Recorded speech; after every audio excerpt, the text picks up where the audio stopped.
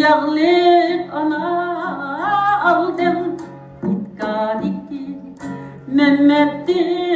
İtkadiki Mehmet'ti Taz bir yağlı ana aldım bana İtkadiki Mehmet'ti İtkadiki Mehmet'ti